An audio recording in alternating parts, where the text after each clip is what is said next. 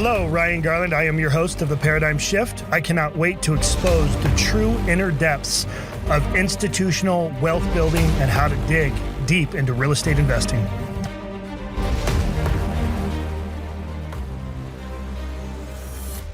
Hey, everybody. Ryan Garland here, founder and chairman of Paradyme. Thank you very much for joining us today. I'm excited. I think for some of you, it looks like we have some familiar faces, and some of you are new faces. So thank you guys for the support. We had something like this, I think, a little over a year ago. Actually, this entire team, we've been together, kind of chipping away at this and pulling teeth to get these things and these projects off the ground and moving. And it's been a hell of a journey. But I figured what we do is just kind of highlight what's happening. And, one of the things we'll kind of start on, just kind of giving the pedigree of everybody here. We're all pretty old, so I think there's a little over 100 years of experience. But, we've all been through a couple cycle downturns, and the volatility in the market's pretty scary. We're having a lot of conversations with clients and wealth managers, RIAs, some institutional players, kind of where everyone's kind of moving their money and what's happening in the world. A lot of fear. And I think at the end of the day, what we want to do is to show kind of through data that, there's some directive of what's happening in our space. And at the end of the day, that's what we want. We want to make sure that we're making, good, smart decisions. We none of us want to lose money. Nobody wants to lose their career. And everybody here that's in this room, that's our guests today, have been in the space for a very long time. And so I feel honored to have all these guys by my side, as you can imagine. Ultimately, we're here for you. And we're here to serve you. And without you guys, we wouldn't be able to get these projects off the ground. So sincerely, from our company to yours and our families as well, we appreciate all the support. And we hope that you guys see the value in what it is we've created. We feel excited, as you can imagine. So we feel pretty blessed. So with that said, let's get over to the team. So as you guys know, I'm the founder and chairman of Paradyme. Been in the space 22 years. I've managed multiple funds. I think it's been about 9 or 10 funds now, one public fund. And kind of dealt with that headache, and we decided to go ahead and stay private, just a little bit more sophisticated players that can get more involved and a little bit more room to improve and grow. And then with that said, we got Dennis Roberts. Dennis has overseen all of our construction for our project, so he's kind of in essence kind of at a global level now. So he's at 30,000 feet, kind of drilling down into the weeds if needed. But he's really kind of helping spearhead the communication between planning, engineering, architectural design, entitlements, down to getting contracts in place, getting construction moving, and just kind of offloading that to the right players, and just oversee all the fun stuff that goes along with it, because that's when the work really starts. And then we got Stephen Beagle, which is an amazing human being, guys. This guy has an unbelievable track record. I mean, what's the high rise Tiara that you have going on there? And the Tiara is a condo project in Galveston, the first one in nearly 20 years on the island. It's 10 stories, 63 units, and they're not cheap. These are expensive units. It's a post-tension all concrete building. I think they started about $1.5 million. But yeah, that's the fun one. But my true claim to fame, as you know, Ryan, is the Pentagon renovation. So I handled that all right up until 9/11. Yep. And so we'll go back into some of your background, let everybody share their stories, and then so thanks for that. And then we got Eric. As everybody knows, Eric and I are just at this point kind of best friends. If you guys haven't watched my social media and haven't seen him, shame on you. This guy is pretty much, I would almost think that I think some people think you and I are married and ran off into the sunset together. That's at this point, man. But I am his grand, or what do you want to call it, for your son? Not only the coolest uncle, but I think I'm like, if something happens to you, I'm taking your son. That's how this works. Call Ryan the Godfather. That's right, the Godfather. That's right. So Eric and I are very close, but I like to brag about him a little bit more than he'll brag about himself. Number one in the state, number one team here in Lake Havasu, and I think you are number one as far as team in the country for EXP, I believe. So that's a heck of an accomplishment. $300 million in volume, a very small team. I'm used to Southern California teams where you have 40, 50, 60, 80, 100 people on a team, larger dollar amount trades. And for him to be able to do the volume count as far as unit count is actually what's impressive, because that's a lot of bodies, a lot of communication, a lot of escrows, just a lot of hand holding, a lot of bodies you got to deal with. So very impressed by Eric. And as you guys know, he's also one of our investors. So he gets involved in every project that we do. And then he's also focusing on the exit. So I like to think he's one of those guys who's pregnant with us, right? He gets involved and now he's selling. So he's intimately involved and emotionally involved. So he has a huge interest of making sure we sell, because we don't make money until we sell, right? So it's always important. And then Rob has actually turned out to be one of my closest friends. I talk to Rob probably 7 times a day. I'm waiting for him to send me his Verizon cell phone bill, because I'm calling him more than anybody else, I think, on this team so far. Rob has been our backbone. This guy has been an absolute stud. He's traveled with me into Park City, and we're looking at all kinds of different architects and builders throughout the country. And we've tailored some projects to around what we think is the next movement, and being a little more aggressive and forward thinking into the future. And Rob's just pedigree is amazing. He's just been a rock. He's very tied in here in the city of Lake Havasu. Kind of knows, where all the bodies are buried, if you will. So that's always important to have the right team. So you guys kind of know that. With that said, I'll, you guys obviously know Dennis, but I'm going to let everybody kind of share a little bit about their background, and we'll go right into the barn caves. But Dennis, if you don't mind, just share a little history about yourself with Sure. Western Tech and kind of where you are now, and we'll just kind of go down the line real quick. Yeah, sure. I was raised in a concrete family, so structural concrete and civil concrete's my background. Got into testing, inspections, engineering, geotechnical, materials testing back in 1989, and been working in the construction space ever since, either in the inspection and consulting category or as a general contractor. Ryan and I met several years ago, kind of fell in love, and here we are working together today. Eric was the impetus of that meeting, and I think it's worked out really, really well. So we met on the golf course. We met on the golf course. Yeah, we discussed family and life, and we realized we had a lot in common. So yeah, the projects that Paradyme is working right now are some of the largest in Lake Havasu. So it requires a lot of moving parts and organization and coordination.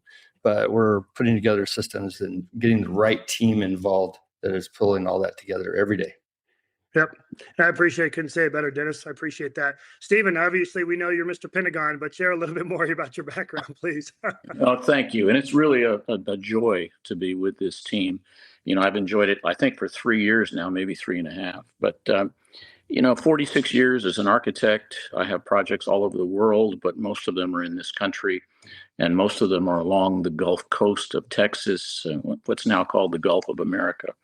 But we've had some great ideas that came through this team. And when we get to the barn caves, we'll talk a little bit about those challenges from a codes and standards point of view. And we'll talk about the systemization of the barn caves from a goal perspective.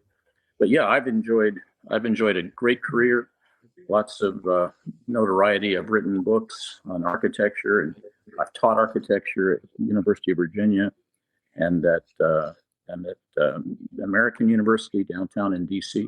So yeah, my history is broad and deep at the same time. Yeah, thank you, Stephen. Appreciate it. Eric, I already brag about you, but if you want to kind of fill some voids, please do. Yeah, guys, and for everyone on the webinar, thank you so much for your support. As far as my involvement within the Paradyme family, a lot of people I get a lot of comments from the marketing that's out there. People who see, our integration with the Paradyme team. A lot of warm accolades out there. So thank you guys for all the support.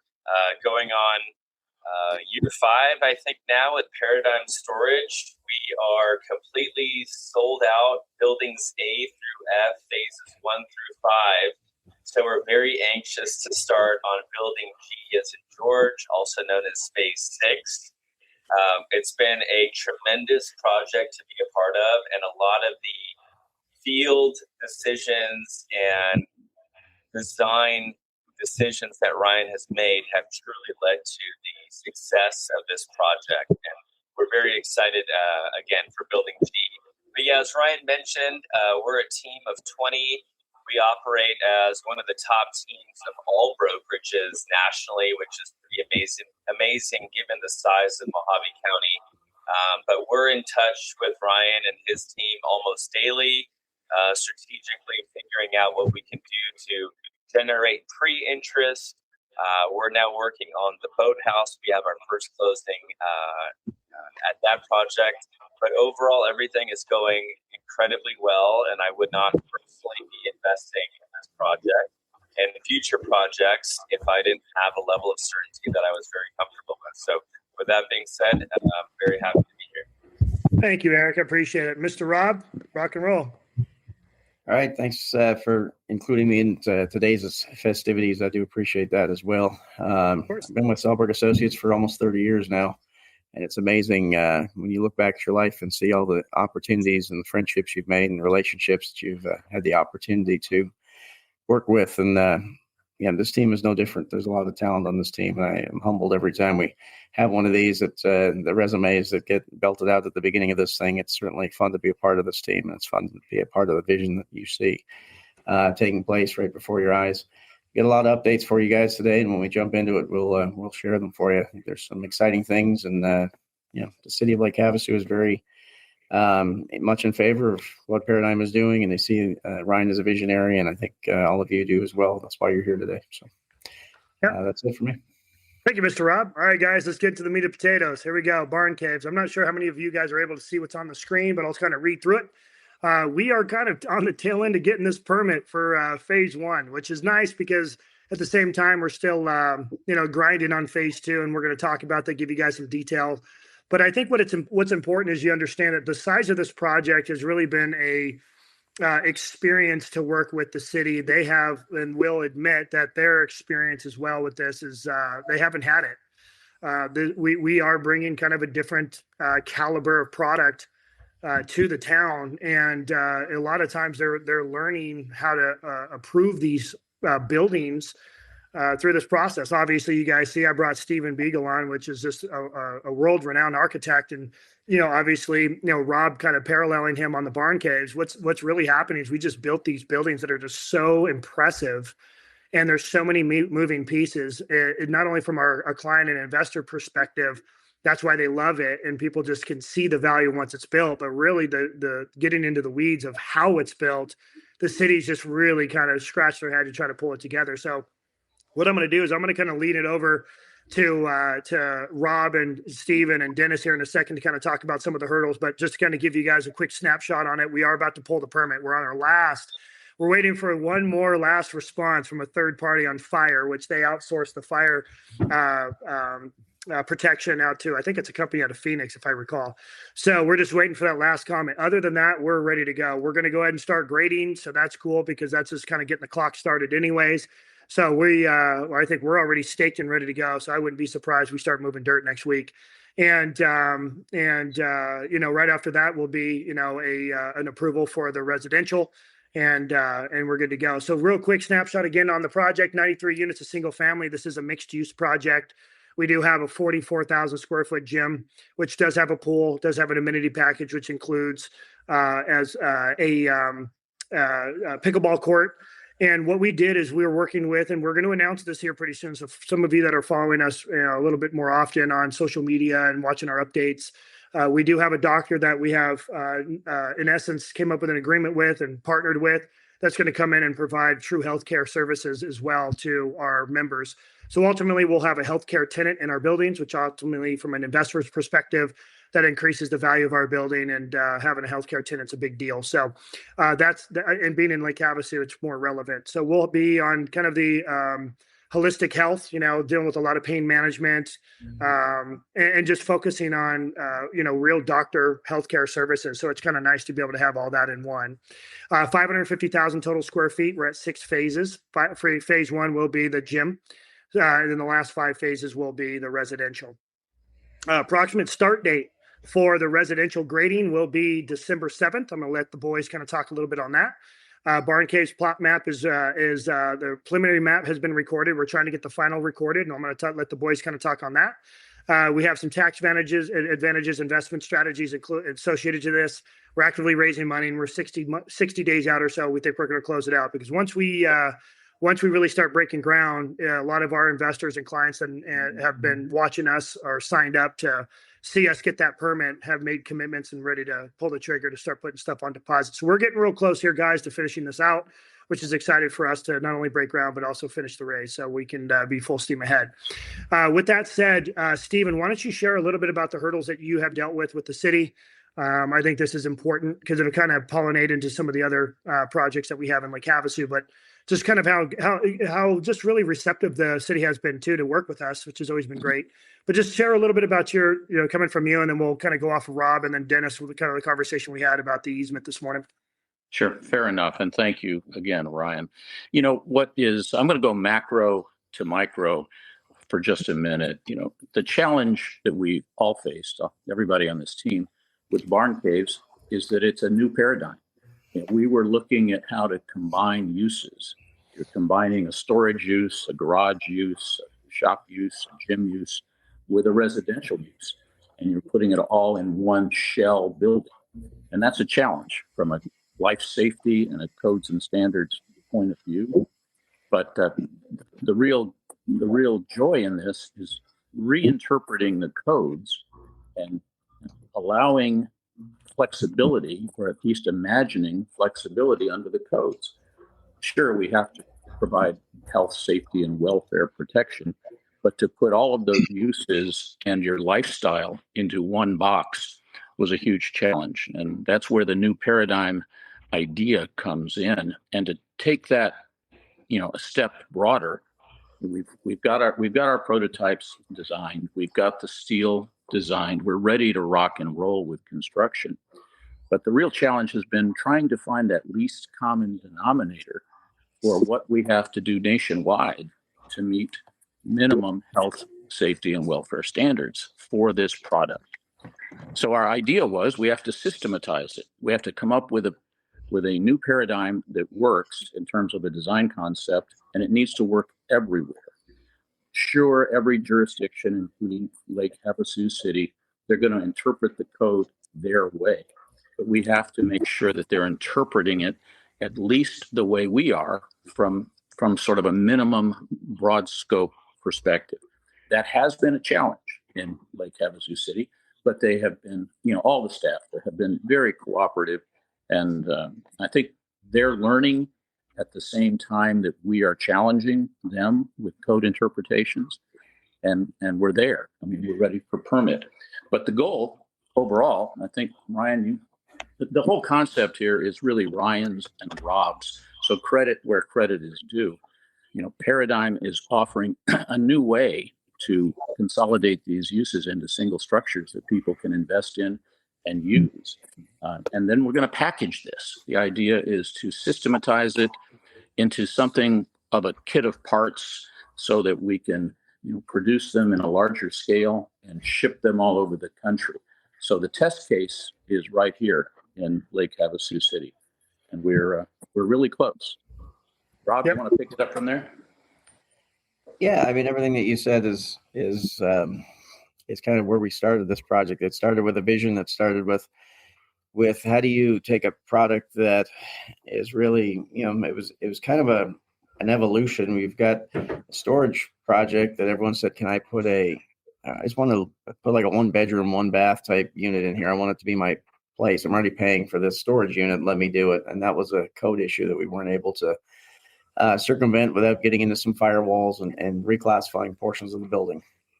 And Ryan came up with an idea and said, well, look, I've got this extra property beside me. Maybe we can, what can we do on this when we start kind of laying out ideas on what we could do to satisfy that need. So every time we've found a need in the market, we've tried to find a way to address that need and come up with something that is an evolution of that design. So this design and coming up with the barn caves, putting the plan together was, well, what are these actually going to get used for? Big garages. That was something that, the realty team really, Eric's team really came forward and said, look, you're not going to build these. I'm not going to let you spend your money on these things unless you do the following. And it gives kind of a box of our checklist that we went through box by box and said, okay, we have the large garage, we have the masculine field, we have the natural light, we have all of these elements that, are good design practice, but also are things that Lake Havasu are essential.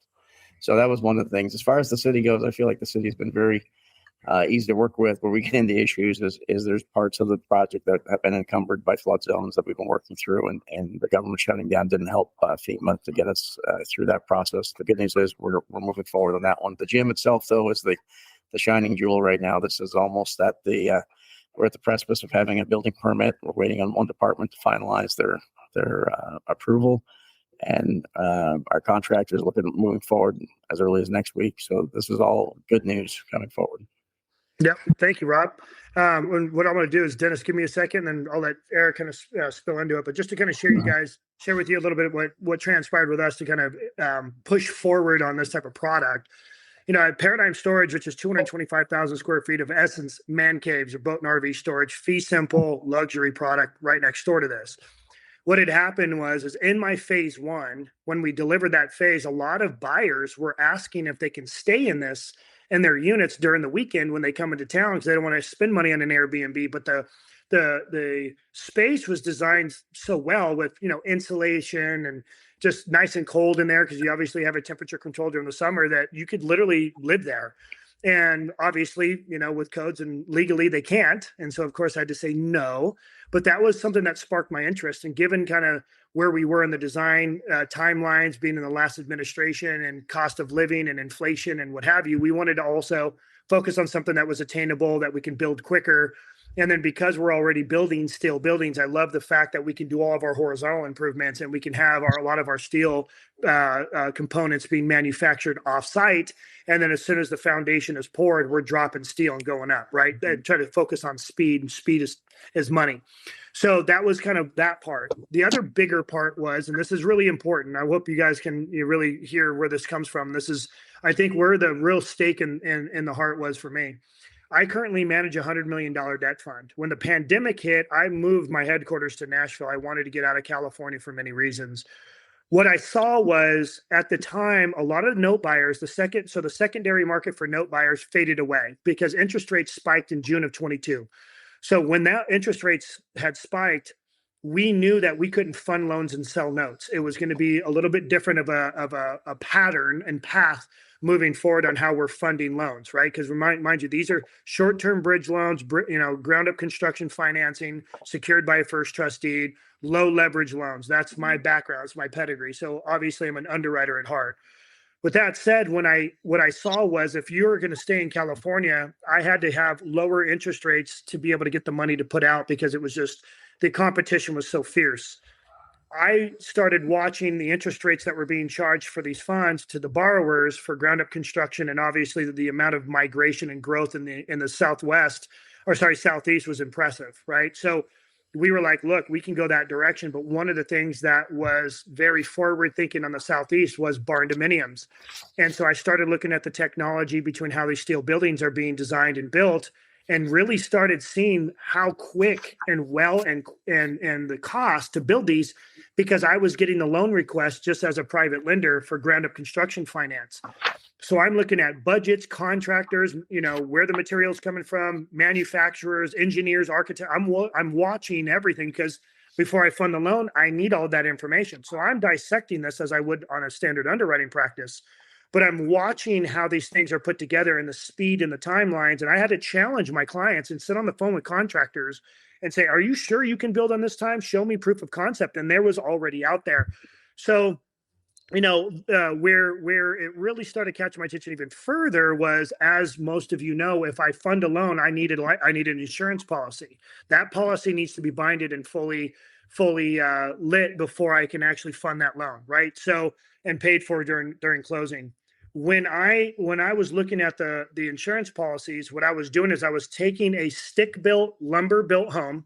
Let's just call it a 3-bedroom, 2-bath home. Okay, something simple. And I was comparing notes between steel-built with structural steel and interior steel walls, non-structural, down to lumber-built. And it was already a big movement in pricing for the end user and for the builder's risk policy going with steel. So that really caught my attention even further, because obviously if we're worried about affordability down the road, we need to think about the end user and what it's going to cost to maintain. HOA costs, insurance, taxes, and what the exit price is going to be. Those are all just standard components. So as I was drilling down into the insurance policies, I started seeing that there's even more carriers that would open up their doors to cover these type of buildings. So it really started, catching root. And then obviously all those fires that kicked off in California a year and a half ago, whatever it was, changed the landscape for insurance. So builders risk down to end user insurance is so much cheaper. It's about 60% cheaper. And when you're looking at numbers like we are or exit prices, that is something that is undeniable. We cannot just close our eyes to. We had to continue to move forward with those practices because I do believe that's the wave of the future. And then ironically, which is kind of funny, I sit next to a guy on a flight on Delta that was the CEO of a huge steel plant that was down. He was buying a lot of steel from Mexico. And this is when the tariffs got real bad and it was just perfect timing. And I was able to really learn what's really happening, not just what's on news, what's really going on in that industry and what the prices were and what's happening. And I said, okay, we're going to come together and I'll continue to use him as a resource to pick his brain, but here's where we are. And this is where I think we need to hover. So that kind of pushed us into the overall design. I know some of you that have invested that's on this already know that story, but for those of you that don't, I think that's really important because this is, in my opinion, the wave of the future. Steel building methods is where it's at. You guys can log online, go on social media. You'll see barn dominiums are a big deal. You could buy a building for 60 grand and pop it up somewhere on a property, right? It's just becoming bigger and bigger. And we wanted to kind of stay on that movement. So, okay. With that said, Dennis, do you want to talk a little bit about our conversation about the final plat for the residential and then going into grading on that? So we can kind of talk about timelines. Yeah, we're moving closer and closer to that. As Rob had mentioned, we really got held up with the FEMA process. The CLOMAR is this study that basically says that you can go to construction. That got held up because of Homeland Security not being funded. Cost us dearly in time, but we're back on track with them. And we're hoping to be able to have an at-risk grading plan in the next couple of months, which doesn't move too many parts right away, but it gives us the opportunity to start looking at sources for our imports and making sure that we're getting prepared for underground. The underground is the biggest part. The horizontals are a massive part of this project. We have 2% grade from one side of this property to the other, so the flow is very minimal, and stormwater still has to be moved from one side of the property to the other. It's a massive undertaking just getting all that done. In the meantime, we are still coordinating and communicating with some of the utility providers, giving us a few headaches on some of the property that they would like to have for easements, but we're at the very end of that. And I just had a communication yesterday, on some of the last little requests that they're asking for, seeing if we can't negotiate something with them, stay out of all the horizontal way, and give them a little bit of land that they're asking for to get their electrical in. So we're right there. Once we have that, the final plat is produced. We get that to the city for final approval. That triggers all the other permits. So we're right there. It's going to take some time to get all the grading process in progress, but it's right there. Yeah, it's 42,000 cubic yards of dirt we're importing. Yeah. So it's really not going to blow too much timelines. It's about getting it going and letting that start while the other approvals are in process, so we can at least get that ball moving. Well, that's along with 1,700 linear feet retaining wall. So there's a few moving parts there. A little bit. Okay, so on to the next. So the big thing, Eric, let's talk about the market. I'm going to give you the mic for a minute. And I want you to kind of talk about what you're seeing, even feedback you're already getting over all the time that we've been, marketing this, your own team as well, about the barn cave sales prices and kind of your overall thoughts. Oh yeah, we've been ready for this project, anxiously awaiting. And, when we look at the Havasu market conditions, since, as Ryan mentioned, it is fee simple property, you begin to introduce financing, which is not a luxury that we've had at Paradyme Storage. We've been focused on cash buyers there. So the ability to finance this product is something that we project will really help us move sales along. Southern California continues to be a very strong and predominant buyer pool.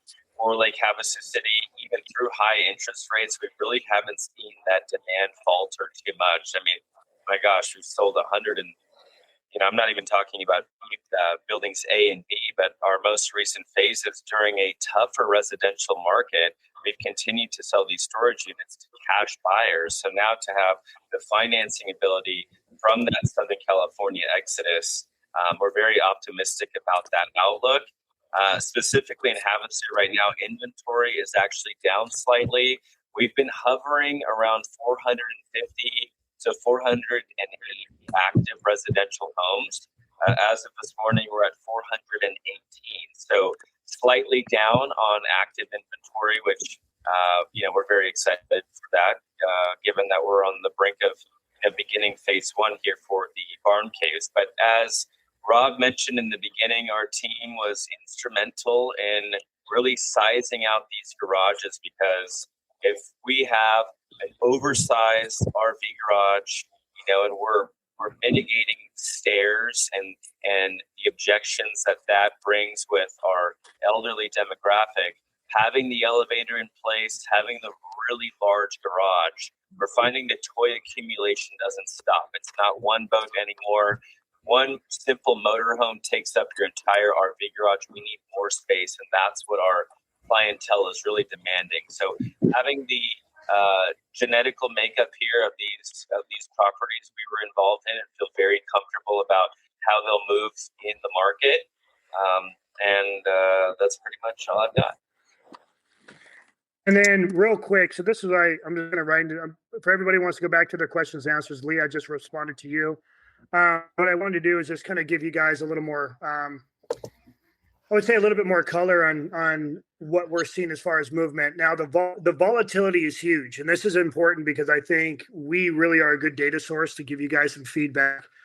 We are actively looking to raise capital. As you guys know, our marketing is just incredible. So we have a lot of inquiries, and we're talking to people all over the country. We're listening to the fears, where the money is stored, 401ks, IRAs, retirement, 1031 exchange, tax strategies, tax advantages, what have you. What we're seeing is as there is more uncertainty in the market, people are just becoming a little more conservative, and they're looking to diversify more of their wealth and alternatives, and really going into more real estate. That's always kind of been a safe haven through any type of inflationary period. But you kind of can't deny that there's just not a lot of land left in Lake Havasu. The demand continues to go up, and with it being so heavily migration and baby boomers and retirement, it's just where it's going. The wealth is in the baby boomers' pockets, and they're coming here. They're putting more money on deposit with the local banks. So again, if they're moving here and retiring here, they're also moving their money here, and they're putting their money on, again, with some of these smaller regional banks. We've seen several regional banks open up recently. This is important because then typically they go turn around and start providing SBA loans for small businesses and become a little of their own economy. So we're tracking a lot of that, which is important. But because it's something that's real relevant. So if you guys remember, you guys are probably all going to shake your heads, that big freeze that came through Stephen's backyard, through Texas and up through Nashville, and came into the Northeast just a few months back. I was back east actually taking care of my mother, because she really, if something got real bad there, it would gotten kind of tough. But the feedback I was getting is the amount of people that kind of jumped in their RVs and got away from the freeze and came out here and parked their trailers. There wasn't an RV park that had one slot left. There was people parked on the street. And I believe, correct me if I'm wrong, Eric, I think there was like 550 listings on the market, and 2 weeks later it went down to 440 listings. It was like 110 homes went into escrow in like a week or 2 weeks. So that's people going, I'm tired of being, cold, and it's time to get out of the cold and, a snowbird level thing, and kind of come out here and stay warm, right? It's just people are making moves into the space because they just don't like the volatility, right? Kind of thing. So that and many other reasons when it comes to cost of living, taxes, healthcare, we can go on that, maybe another way, but that is what's happening. And that's why you're seeing such a big movement and push into Lake Havasu. So again, as there becomes more volatility, you're seeing, more movement here in Lake Havasu. So, okay. So I think that's kind of it. Eric, thank you. Is there anything else anybody wants to touch on before I move to the next slide? Nope, we're good. All right, guys, I'll make this quick. For those of you that have already, are logged in, you guys already know the investment strategy, 31.5% IRR. It's an 8 pref, 4 years, 20 million we're looking to raise. We've already raised 12 or 13 and maybe a little bit more by now. And then we have 93 units as well. And then our profit split is a 70-30. It's a very institutionalized standard structure. We just figured we'd kind of go right down the middle of the fairway, kind of show that we just have kind of more of a conservative outlook, and we just want to, kind of give people more of a banking feel. And so that's really the structure of this project. So I'll make that quick and move on. This is just a little quick design. I thought this was kind of neat because you can kind of see a little bit of a 3-story design. Stephen, you want to kind of talk on that? I'm not sure if you can see that on the screen. Yeah. But you can kind of see that side pro. Yeah, I'm looking at it through older eyes than yours, but I can still see it. It works, and what it represents is the combination of uses that we've talked about earlier. The garage and the storage use on the lower floor, and then the residential uses above. We have to provide a 1-hour fire rating between the vehicles, whatever they are, boats, motorcycles, cars, whatever is in that lower space. Some of those vehicles have fuel in them, and we expect that. So we have to provide the fire rating between floors with the residential uses. And then back to Eric's point, these spaces are tall. We're 19 feet tall with an 18-foot tall door going into these units. And when you look at what that means, the stair that goes up on the opposite side of what you're looking at here, the stair that goes up has to have an intermediate landing. And you're looking at something like 27 or 28 risers to get up to the living level.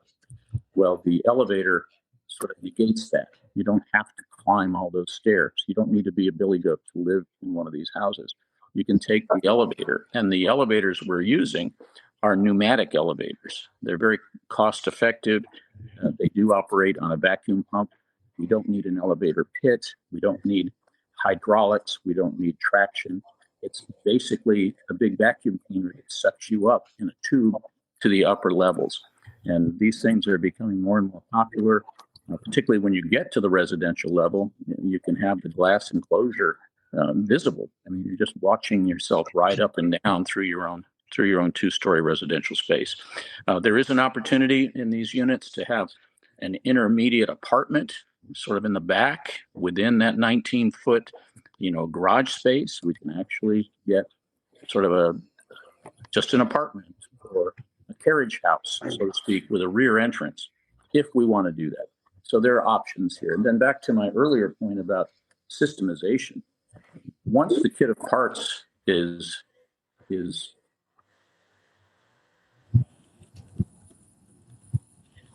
Oh, did we lose him? I think we lost him.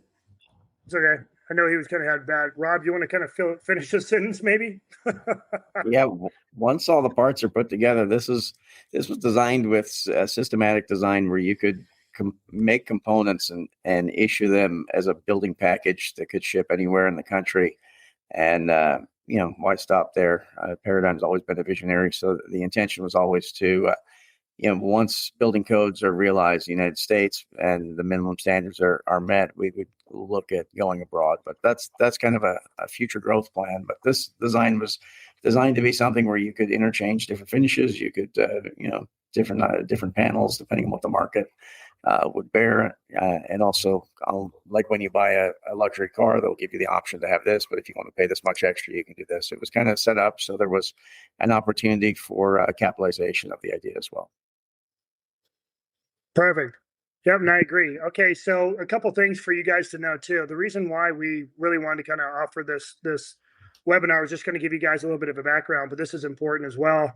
Right now, we have, I believe, 47 units out of 93 already picked and chosen from investors on their lots, and those investors will get the preferred pricing once the capital is raised. And and anybody who's interested, we can get on a call and kind of talk about the strategy. There's some tax advantages.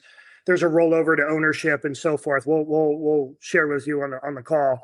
But what's happening is a lot of investors see the value in this because they like that and they want to get in early on the pricing, because I'm going to go ahead and increase my prices when we go into the future phases. So it's nice because as you can think about it, it's just kind of dumb it down. Let's say I'm a builder that's building a retail center and I have an Albertsons LOI and I have Best Buy is not probably a bad example nowadays, but let's say you had a Best Buy, some big box stores, and you had some other larger institutional tenants.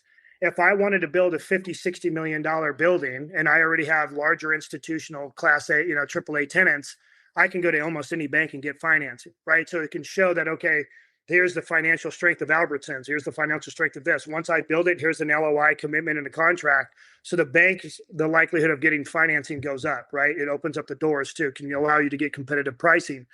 That's really what we want to do. Again, in more of an institutional structure, open up the door, give people tax advantages, understanding where the market's going. get some of these units already locked up. So now we have several, in essence, 2 phases already pre-sold. So now the idea is to go ahead and build and sell those phases, and that capital just rolls over into the future phases. But whatever investors do not pick any more lots, which we're hoping that investors don't pick anymore, to be candid with you, and I'm going to bring Eric in on this conversation in a second. But what we believe, and he already told you the cost per square foot on exit, we were lower on our pro forma. So we already know, given, we started this a couple of years ago on our numbers, and there's already been a continued increase in appreciation in the area, along with a lot of growth potential, along with Apex buying, 600 acres just northeast of us. That's slotted for like 1,200 homes or what have you. So this whole area is just is where the growth plate is. And you're seeing, for you to get there, you have to go right past our project right off the 95. We're the main vein off the 95 to get to those projects in the back. So at the end of the day, I think we are seeing there's not a lot of land left in the city, and for the developments to really start kicking off, like larger unit counts, it's all going to go this direction. So with that said, the reason why, having an increase in the price in future phases means that, okay, we're providing a projected return to our investors. And let's say, and I want to disclose this, assuming everything goes as planned, which is not always the case, but let's just assume everything goes as planned. If we're able to go, okay, look, we hit our numbers on construction and here's our projected returns for our clients. If we increase the sales prices, those return profile may go up. And now our investors that originally bought in early, not only are going to take over their unit when the time comes with a fixed price, we're rolling over the equity for the gift. And then now they also have an appreciation component. So what's the real return on the investment? We don't really know, but it could be north of that 31 that we projected. So this is actually very sexy, and we're going to bring Eric in on this conversation. But that's why we're trying to not raise any more money and give access for investors. Now you can, because we always give first right of refusal.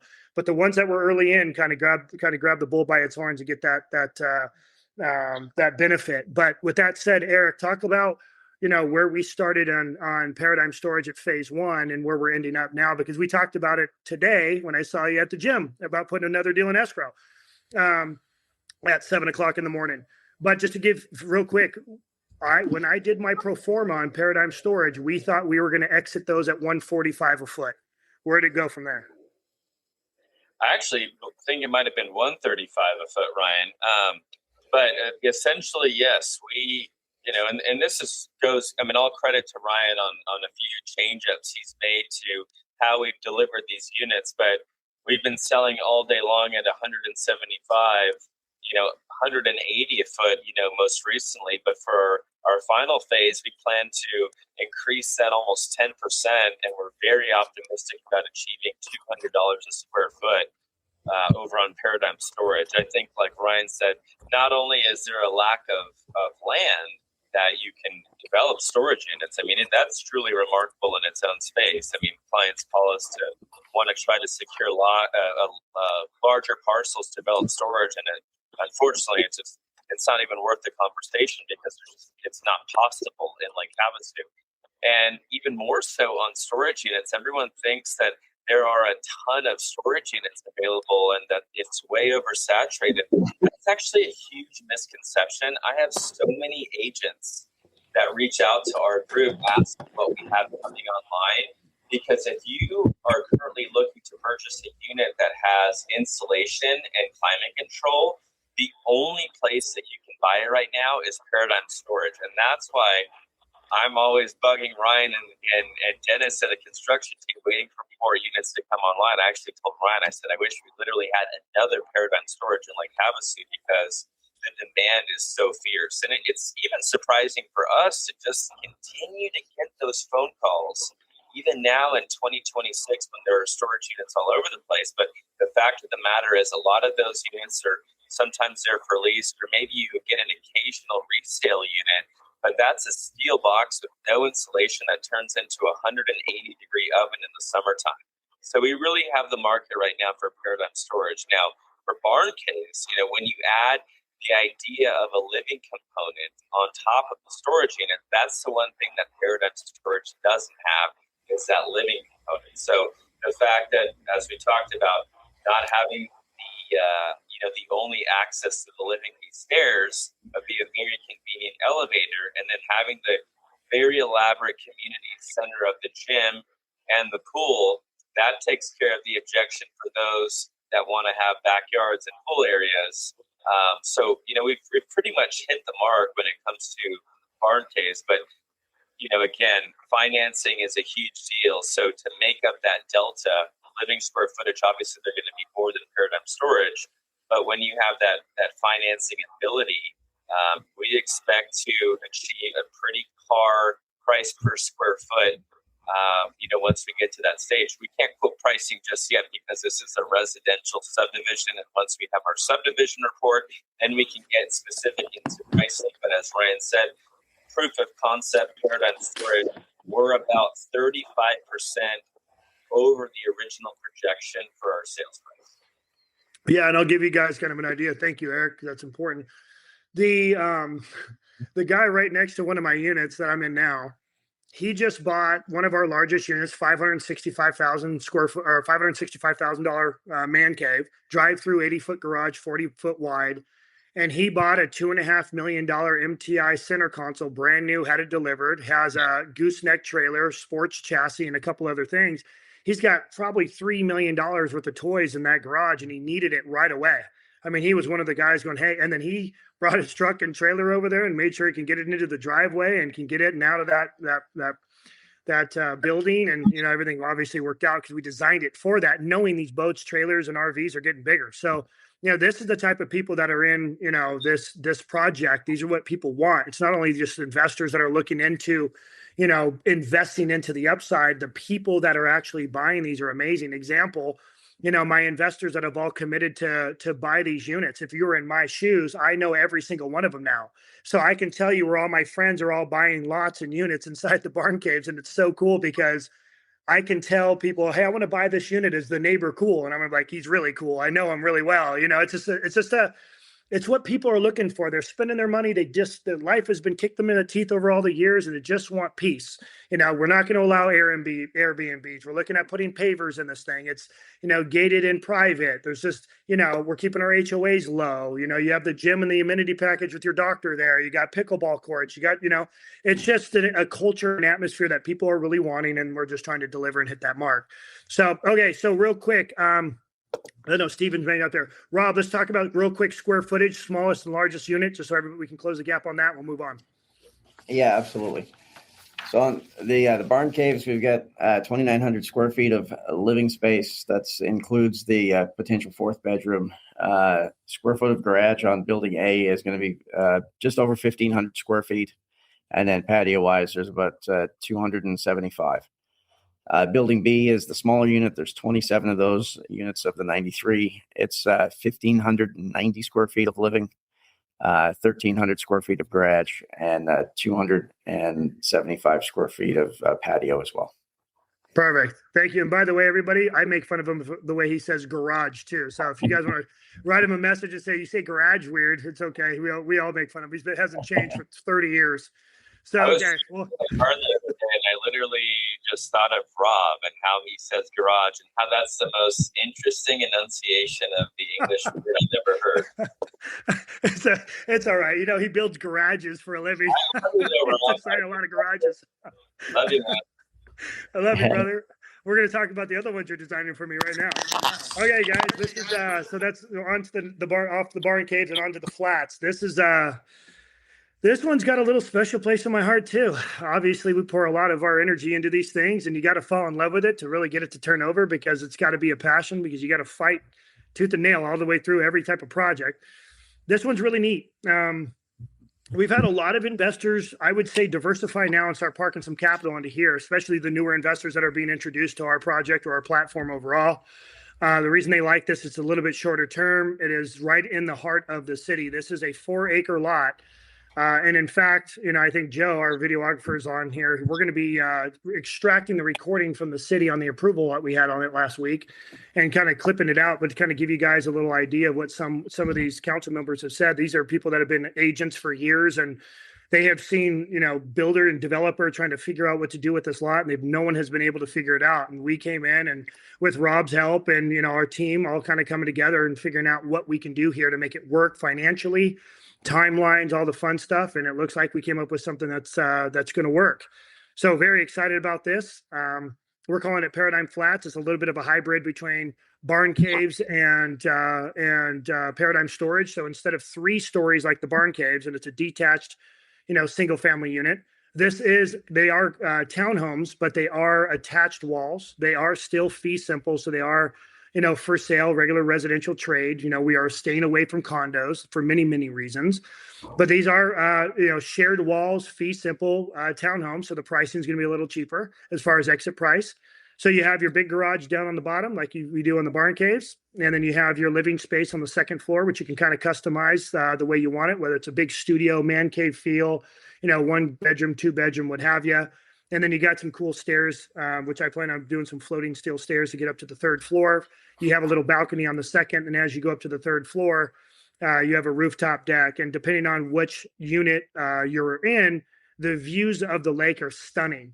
As an example, this is on Swanson and Smoke Tree. This is downtown right off of McCulloch. So for those of you that know Lake Havasu, it's right behind Albertsons and Goodwill. This is the big parking lot that everyone knows it's a parking lot for the big events that are downtown. So I think we have some people that are going to be mad at us because they don't have free parking anymore once we start building this thing. But other than that, we love everybody. If any of you are mad at me for taking your parking away, but we got to do something with it. So we like this one because it's really kind of neat. We wanted to bring a different spin. A lot of the finish work we're going to allow pollinate between barn caves and the flats. But this is where I think we spent a lot of time on the design again because we had to compress costs and really make sure we're doing the right thing here. But I'm a big advocate of Park City. I love being up in Park City. As some of you guys know, I've been working with developers and builders. I've built multi-million-dollar homes throughout the country, a lot in LA, Beverly Hills, Bel Air, Malibu, what have you. And I wanted to kind of bring a different polish to Lake Havasu, not only just the barn caves, but the finish work and the design. And so I ended up calling Rob and said, Rob, it's not ski season, but come on up, hang out with me for a little bit.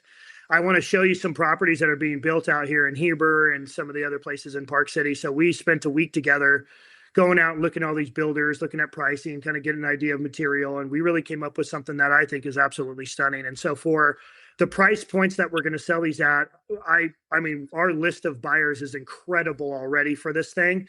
I do not believe we're going to have a problem moving these at all either. So definitely excited about that. This is where, just going to talk bullet points, is 68 units, again, fee simple. All the living space is 2nd floor. 3rd space is the rooftop deck. It's more on the attainable, affordable housing. I never want to say affordable housing because some people think it's low income. That is not the case. This is what I call attainable. This is more in lines with, sometimes people want first home buyers or people that want to do lock and key, no big overhead, but they want to get access to, a smaller unit. They just want to, not spend $1 million on a house. This is it right here. And then you're in the heart of town. And when I say the heart of town, it's 2 left-handed rock throws away of Old Town downtown, and I'm right-handed. So, you can get there with a couple lunges and you're set. So you're downtown. Phase 1 plans. I think I said we submitted it. I apologize. We haven't submitted it. We are in the middle of getting to submit it. We're still actively raising capital. We're about 50% in commitments. What we did is we went out and raised the capital. We don't need it on deposit yet, but we do have our commitments. And the location obviously is key. So I'll go ahead and hand it over a little bit to Rob. Rob, if you don't mind, just kind of talk a little bit about the key features of the project. Yeah, so this project was a lot of fun. This is one that Ryan said we were going to do this one and go fast, and we did get a couple of ripples from the city, but we are at the last phase right now, getting the preliminary plat completed with the surveyor. We'll be making this submittal within the next 2 weeks, I believe, to the city. And each building is pretty well similar with the finishes. The one thing that Ryan didn't do me very good justice on is the exterior from McCulloch and Smoke Tree and at Swanson is really a good mix of materials and roof lines. I mean, what you've seen was an interior view, but what we actually have on the outside is a mixture of materials, similar to what you'd see in the ski chalets and in Park City. And a lot of time was spent kind of analyzing some details and looking at how they chose to resolve some design challenges. We kind of tried to apply some similar logic, but on a replicatable and cost-effective means. These things were designed as wood as opposed to the metal of the steel. The reason being is we wanted to be able to get them up quickly, and we felt like we had more opportunity with workforce to get the wood designed. Interior features, European style cabinets, steam showers are an option, rooftop decks that are panoramic. In the interior design, some of the buildings have elevators depending on the size. They range in size from 1,900 square feet of living to 850 square feet of living. There's something for everyone in this development. If you're here just as a desert dweller that wants to run around in this Can-Am and do some exploring, we've got the unit for you. If you want your MTI, we've got the unit for you.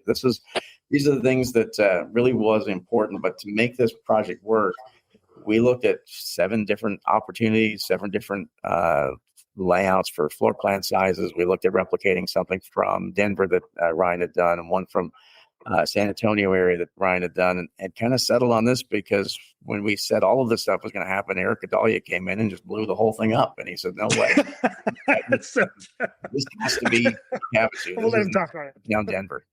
And, we kept pushing, and he kept pushing back, and his arms are huge now, and we're all scared of him. So that's what we did. We just made it happen. Yeah, so one of the things I try to do somewhat well is we are, big kids, that it's like Legos, but there is a difference between, building something and then selling something. So what we did, and I thought was really smart, was we brought Eric on and his team and some of the biggest unit players in his team, and they sat down and said, hey, this is where we need to be. And this is the key features that you absolutely have to have. And to be candid with you, at some point, we didn't think we were going to be able to do it, huh, Rob? I think that's where it really came down to. There's a lot of infrastructure that has to go into this. And if anyone wonders what kind of task that is, I'm not sure Ryan wants me to share all the numbers, but I'll tell you what, you could buy a small community for what we have to do for infrastructure on this project, including the traffic signal that the city is seemingly opposed to. Depending on which council member you talk to and what election year you're in. This would be something that I would, and correct me if I'm wrong, I don't think I've ever even said it to you guys. I'm just saying it here, but I would say this is kind of like a huge footprint of downtown. Like nothing else has been built like this downtown. Would you say so, Dennis? Absolutely. Yeah. This represents a keystone project for Lake Havasu. Yeah. So Dennis, you want to talk a little bit about this site for me, please? This site and me, just like you, it goes back. I'm kind of very connected to it. Started working with it in 2018 and looking for a way to find somebody that could develop it. Brought it to you after it was listed, and we came to terms with it. The problem this project has always had is its encumberment with a gob of utility easements that nobody can really figure out why they are where they're at. But it had kept the property from being developed for years and years. My best play, Eric and I talked about this a couple of years ago, was about 260 apartments on podium style parking. It was outrageously expensive, and the ROI was just not there. So what Rob has conceived here, working with the utility providers, getting their buy-in and getting them to move everything out of the way, hugely costly, but it provides us a blank slate, a piece of property that we can actually build something special on, and obviously get the returns that we need to. Being that this is a property that's design restricted to density requirements, that we couldn't do anything less than 68 units. So very, very interesting project. A lot of moving parts again. I keep saying that, but the city has thrown us many curveballs. We have been able to get through them all. The last meeting with city council gave us the go ahead, and we're ready to roll. With, again, another couple of weeks, we'll have that preliminary plat. Everything is kind of coming together all at once with all these projects. And one thing just to add in before you go on, Ryan, I think it's really important, and if anyone wants to go see this documented, the city council meeting, they did put us last on the agenda, but they had some of the nicest things you'll hear about a developer. And I'm not trying to pump Ryan's tires, but I mean, the honest God truth is they love what Paradyme's doing. They're very much in support of what Paradyme is doing. The city of Lake Havasu feels that Paradyme does put together a very quality project and has offered assistance in any way that they can to help us move forward on getting these projects done. And that includes working with the fire department representatives to get the last comments resolved on the gym and getting through the the FEMA shutdown, but they were, integral in helping us to navigate some of that stuff as well. So the city definitely, if you have the opportunity and you want to go look at a city council meeting because you have nothing better to do, you'll see some really nice things come the end of that. Yeah, thank you, Rob. I appreciate it. By the way, Stephen, I know we lost you and you came back. We're going to go back to the barn caves here in a little bit because I want to talk a little bit about the steel structure because that was some important stuff. But we lost you. So we'll go back to that in a bit. So, Rob, right. Thank you for that, my friend. All right, so let's just kind of keep pumping forward here. So, guys, as always, I'm just going to make this quick. If you want to get involved and invest, 24% is our projected return. It's a 2.5-year investment, 68 units, $50,000 minimum, must be accredited. By the way, for the full disclosure, every investor must be accredited. We do verification. We're very compliant. And we'll, if you are interested, we'll get Matt on the phone and chat with you. But I think that one, as well as a 70-30 split, if I recall. So, again, very institutionally structured. Okay, let's move over to the last and final one, and then we'll touch base real quick back on the barn cave steel structure because I want Stephen to talk about that. That was actually one of the reasons for the podcast, or the webinar. So I want to make sure we touch on that. Okay, guys. So this is the latest and greatest. I want to tell you a little backstory on this. My background, as you guys know, on the debt side. In 2008, I lost everything. I started kind of at least cutting my teeth and was able to put food on the table by doing distressed asset workout turnarounds. As you guys know, I mentioned earlier, I manage a $100 million debt fund. Again, it's a hard money lending platform. We lend money to developers and builders throughout the country. We typically operate in about 14 states, which most of the migration is going to, and people are just running to, if you will. Again, low taxes. There are many different little bullet points why we focus on lending in to those areas. However, this is just, if you guys can see some of the pictures, I don't know if all of you are actually able to see the slide, but in the very background, that is Nashville. So this is about 22 minutes north. If you're on the highway from Nashville, you have Old Hickory about 6 miles away from there. As you guys would expect, I'm going to be looking at migration and spending habits along with people that are looking to park their boats, RVs, and capitalize on that market. My feasibility study, which I'll touch on here in a little bit, was unbelievably incredible. I don't want you just to take my word for it. I'll send you a full write-up on it. All the way down to the mixed use health and wellness center that we are going to have in it, along with the 80 units of boat and RV storage. It's going to be a Paradyme 2.0 product. Obviously, we know it well, and given the demand and deficiencies of this product in the area, we think we're going to hit it out of the park, maybe even better than Paradyme storage. So the data is there to support it. So what happened is I lent money to a developer who wanted to develop storage. And obviously I know what that is like. And so we lent him money, 50% on the value of the land. There was a home on there. And the idea was to tear that house down. So when we got the appraisal, I also wanted land value without the house. So we only lent money against the value of the land, not with the house, knowing that he will be tearing it down. So after he went through planning entitlements, he was unable to make his payments because it took him too long. And really where his mistake was is that he was trying to roll up the property next to it to try to get about 15 acres in total to develop. And so he really slow played this, and that's where his mistake was. He kind of ran out of payments. We tried to give him extensions. List kind of goes on. I have a fiduciary duty. We foreclosed, took it back the property, and now we're repurposing the asset. So ultimately, this is a distressed asset play that we already own the property, and in essence, pulling it off that the debt piece was about $1 million. The value came in at 2.6, so we're walking in with equity. I can turn around and sell it and walk with 1.6 if I wanted to right now. But given the migration and the data, we wanted to kind of continue to expand and make a little bit more money, and kind of create some more wealth opportunities for not only our families but for yours. So, with that said, we sat with Rob and said, Rob, you are the king of storage units for us. Let's see what you got for me. So looking at this, I believe it's 4.95 acres. And what we did is we went ahead and carved out about 1.5 acres or so for the front piece. There's 15,000 cars a day that go down this road. So it's a main vein actually in and out of Nashville. So it's very, very dense. And growing. When we're looking at the feasibility studies, you have 244,000 registered water vessels a year in this area. It's absolutely incredible. The lake is much larger than Lake Havasu, if any of you know Old Hickory.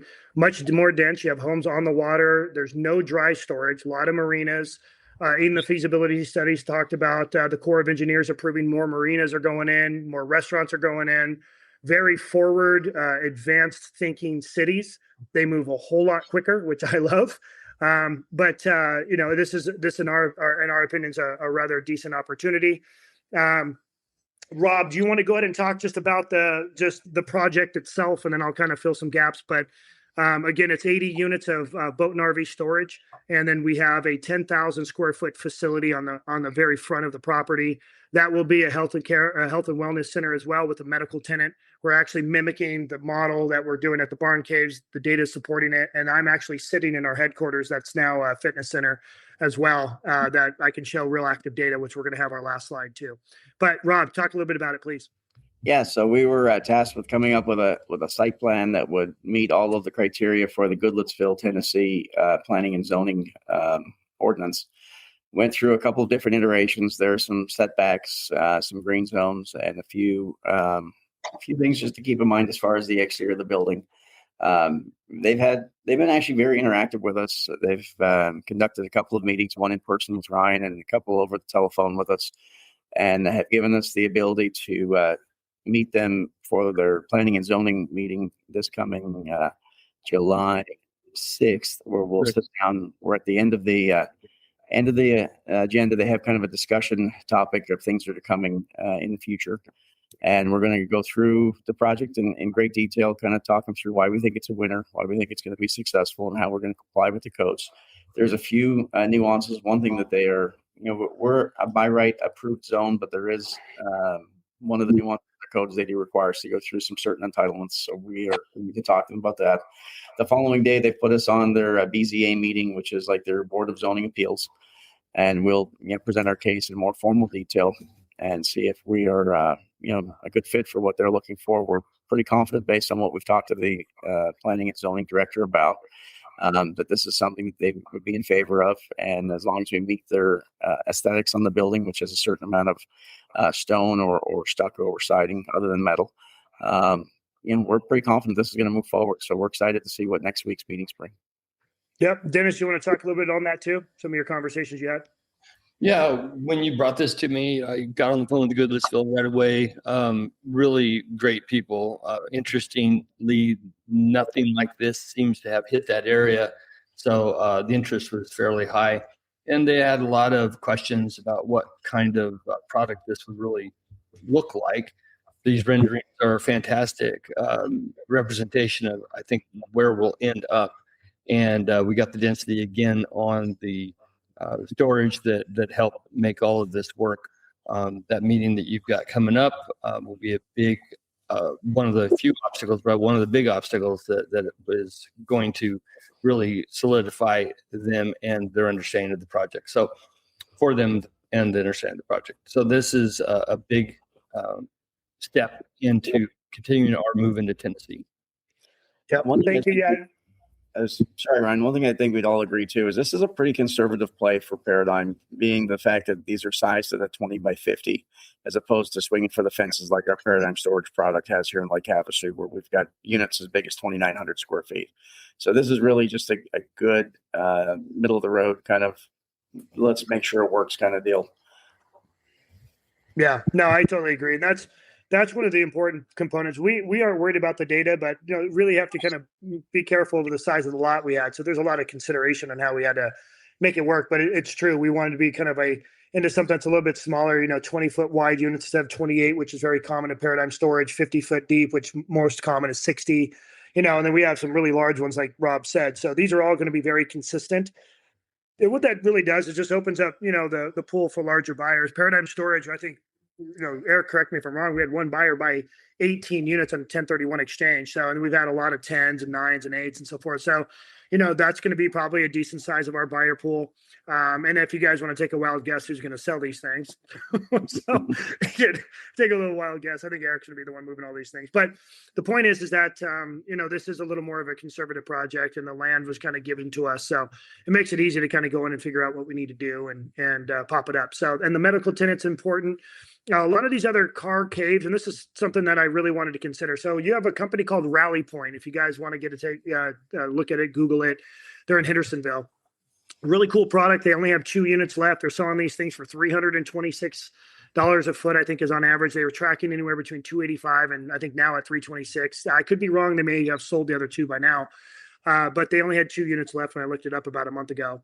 I've walked that project a long time ago. I've seen it now completed. I've seen it now go all the way through the construction process. And it was very, very impressive. Now, I personally think, of course, I'm biased, so bear with me, that we have a superior product. Our driveways are larger, our units are larger, our design is nicer.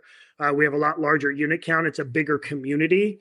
And the one thing that I've seen about a lot of these car condos is that they have a common area that no one ever uses. Now, mind you, and I want to just, this is our experience. I have 208 units. Rally Point has 36 units. Ours have 80. I have 208 and there's nobody really there, right? So it's not like people go there and actually really hang out. You'll have 2, 3, maybe tenants that are there consistently, but it's not like you think it would. So having a big common area that's not being used, that's just more cost of an HOA, right? I can go into the same practices of the barn caves, but it's the same concept, So we wanted to kind of get rid of that, common area that no one's going to use. That's just going to cost money. So what we did was, and again, the city though also required some sort of retail against the street because they don't want, and I don't blame them, storage units against the street.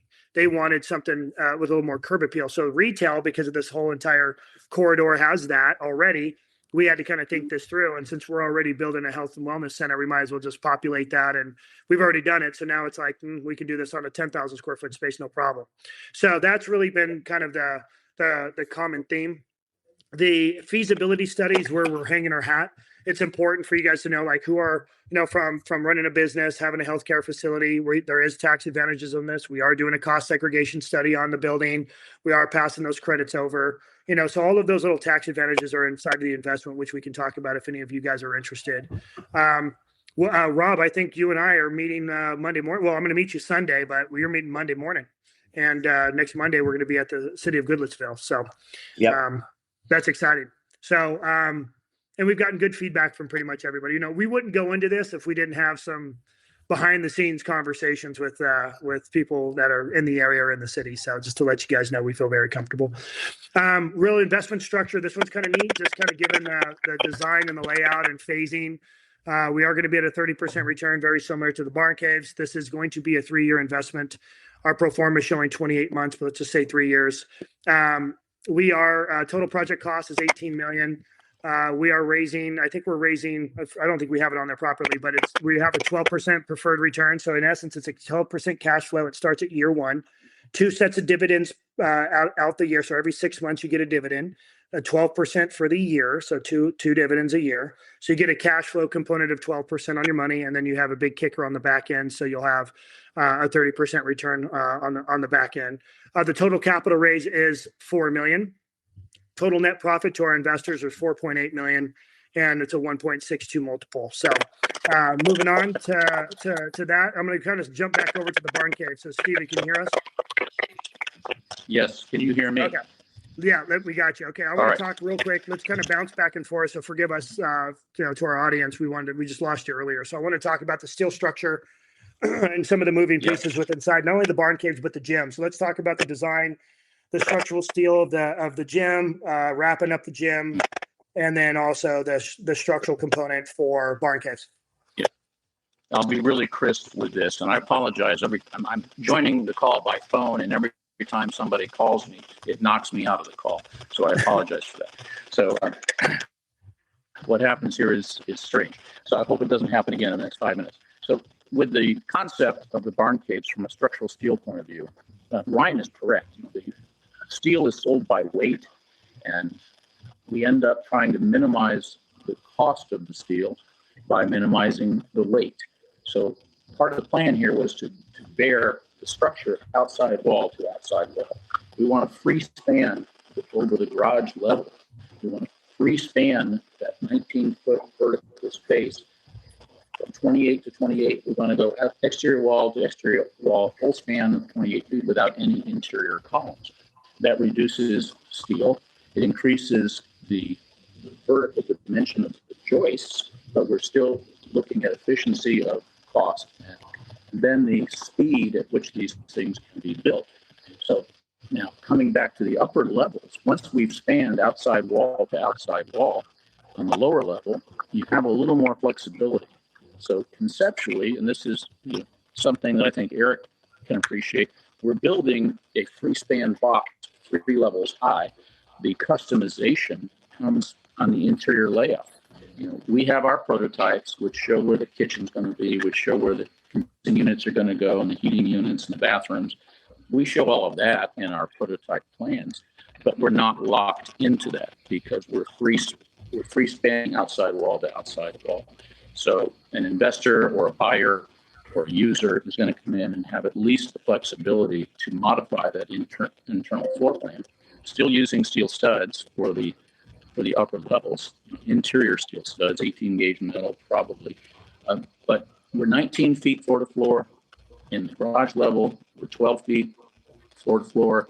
In the upper 2 levels, so that's 24 plus 19, we're at 43 feet of free span, 43 feet of living space vertically. So you've got lots of drama in the space, lots of verticality. That allows us to go the 28 feet outside wall to outside wall and work all of the ducts, all the equipment into the bar joists. And then we went one step further with our systemization. We're looking at, okay, can we panelize this thing? And what does panelization look like? Can we ship it on a truck, one house at a time? Can we ship it on a flatbed or 2 flatbeds, deliver it to the site and put it up like a house of cards? Just lift it up with a crane and stack it in place and bolt it down. So we've played with several different concepts, including something as simple as an umbrella, or one of those beach tents that you see where they're telescoping. You hit a button, you pull up the structure, it telescopes back into itself and you take it down. But at least in terms of the convenience of construction, we want to deliver it on a truck, let it telescope into place, or keep the erection time to a minimum. We're trying to stay away from conventional bar joists. We're trying to stay away from conventional concrete floors. Our planking system is a prototype. We're basically delivering floor planks that are 12 feet by 6 feet, and you're dropping them into the floor so that everything fits together like Tinker Toys or Legos. So that was the cost. The cost implications of that are tremendous if we're able to systemize it the way we have imagined it. And this is what's fun for an architect is you take a conventional box and then you try to get everything you can inside the box, but you have to think outside the box in order to make that work. Even the condensing units that service the heating and ventilating, we're looking at 2 5-ton units to keep these things cool. One unit services basically the garage level, and the other unit surfaces the upper 2. So you get 2 5-ton units. All those condensing units are sandwiched within the footprint. They're an outdoor alcove that can be serviced from the outside. So lots of great ideas. And I think when I got cut off, we were talking about the elevators. We're looking at pneumatic elevators. You don't want to dig elevator pits. We don't want to put plungers in the ground or have hydraulic hoses everywhere. We don't want hoists with a lift bar overhead to lift the elevator cab into place.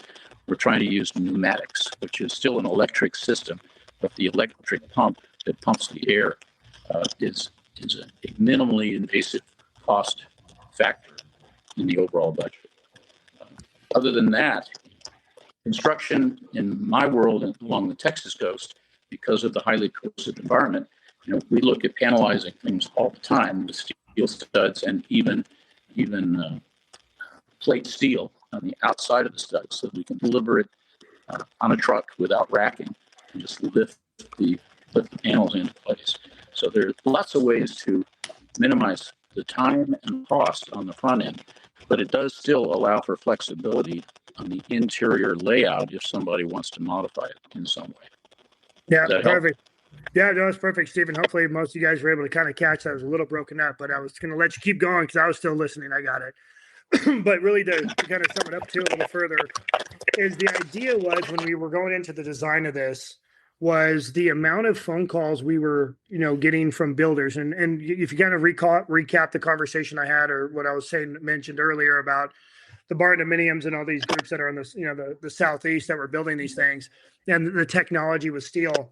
What was happening as we were marketing this building, this product, we were getting phone calls from other builders throughout the country Hey, Stephen, go ahead and mute your side there, pal. I don't know if I can do it on your side. But what we wanted to do was ultimately come up with a system that we can white label it to other builders. I had a group that was out of Boulder, Colorado. As for those of you that may know, the Sundance Festival went from Park City. I think this year was their last year, and moved to Boulder. I did not know that until literally like last year.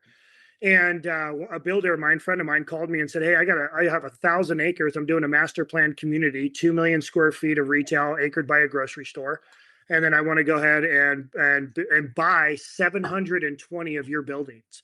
And that really caught my attention, because this is the next movement. You're talking about, certain areas where you do have snow loads, you do have certain things, and steel buildings is kind of where it's at in those type of atmospheres.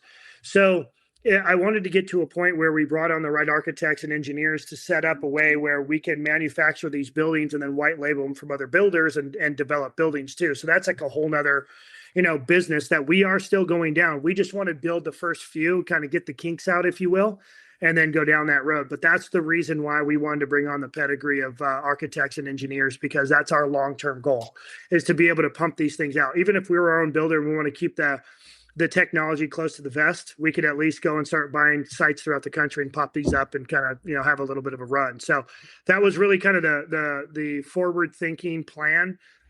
If you guys haven't noticed yet, I'm a big thinker. I start trying to think 10 years out and, kind of where we're going to go and where the world's going to go. So, okay. With that said, Stephen, is there anything else you want to add, or Rob, do you want to add anything to that? Because I know it's a little clearer on your end. No, I mean, that's what the vision. Sorry. Go ahead, Steve. Go ahead. I was going to say that that's what the vision started out as, was something we could replicate, something that we could build everywhere. We pitched this in the original meeting we had with the city when we were talking about a rezone that was required. We pitched this as something that wasn't just a one-off building, but this was something that Lake Havasu was going to be ground zero for a major manufacturing effort that we'd like to keep here and be able to mass produce and send over, throughout the country. And to do that, you really do have to factor in a number of different codes, just because of the different conditions we face in such a great country like the United States. We've got tornadoes on one side and extreme heat here and excessive cold up north, and to manage to satisfy all of the codes, it does take some time. But to get a couple of these built and make sure that the program works, and Dennis and his team finding the efficiencies in construction, each one of these will evolve, and I'm sure it won't look a whole lot like it does at this time. That's the way construction works. But the idea is to create something that will be the Paradyme brand and could be another revenue source, another avenue that Ryan and his team can go down. Yep. Thank you, Rob.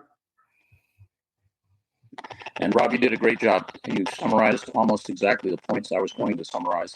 And just for the audience here, when you're designing for a systemized package that's going to be delivered anywhere in the country and can be built, you design for the worst case scenario. It's unfortunate that we have to do that, but Rob is right. We have to design for the highest potential wind load. Sometimes we have to design for earthquake and lateral movement of the foundation. Sometimes we have to design for the extreme heat and cold shifts that occur during the winter months. So if you look at the list of codes that are involved that we must comply with, we do the conservative thing. We comply with all of them in our prototype. But when they're actually shipped and built, there are certain mitigating factors. We can reduce the insulation in the walls and the ceilings. We can reduce the strapping in the walls that are wind resistant when we're not building in the wind zone. So all of those things have to be factored in. For now, the prototype intends to meet all conditions in the worst case scenario. Yep, perfect. Thank you, Stephen. Okay, guys, you know what? I think that's going to be, we've kind of got a little bit longer. I want to stay under an hour and a half. We're getting close to that. Rob, Stephen, Dennis, anything else you guys want to add? We good? To any project set? Okay, perfect. Okay, guys, for any of you that are interested, there'll be two people that may be reaching out. I have Matt, which is up on our screen now. Matt's leads our investor relations department. He's got more energy than me, so forgive him if he's calling you and talking fast. And then you have Amy as well. Amy will parallel him on follow-ups and phone calls, and she's an amazing person. You guys will love her. She's from Lake Havasu, very knowledgeable, And we have kind of a very similar parallel path. Her father raised her and my father raised me. So it's really kind of cool that we've kind of crossed paths. So she's a great human. Anyways, guys, thank you so very much. There was a little bit more detail I wanted to go into. We have a proven concept for the gym. I was going to go over some financials, a little bit more projections of the health and wellness side. I got a lot of data on that growth and where that's going, but I figured we can save that for a phone call just because it's just for time for today. But for all of our guests, thank you guys all for taking the time, carving out. Rob, Steve, and Dennis, as always, much love. And for everyone who has stayed on and got a chance to kind of dig into this, I really appreciate your time. And if you guys are considering to invest, we'd love to have you and welcome you to the family. We do have, we use Juniper Square, which is an online platform for compliance, but reporting and tracking. And then we do put a camera up on every one of our sites to allow our investors to watch live in real time. So if we provide you an update, you'll have the ability to log on and watch the project, making sure that what we said we're doing is actually happening. And then we also do investor appreciation events. So we're actually going to be announcing where we're going to do that at the end of this year. We're actually thinking about doing it here at the headquarters building, just because I think a lot of people would love to see the pedigree of this project. It's one of the only Class A plus buildings ever built in Lake Havasu. The mayor is going to be here today. I have Joe's on the road as we speak, and he's logged on listening. But we are doing we're kind of doing a Joe Rogan play. We're bringing on Trump, right, on a podcast, and we're going to let him kind of share his story, and then we're trying to get, in essence, the other Kamala Harris on the podcast and have a non-biased approach, but just kind of ask questions of where the city's going, what's going on with water and going on.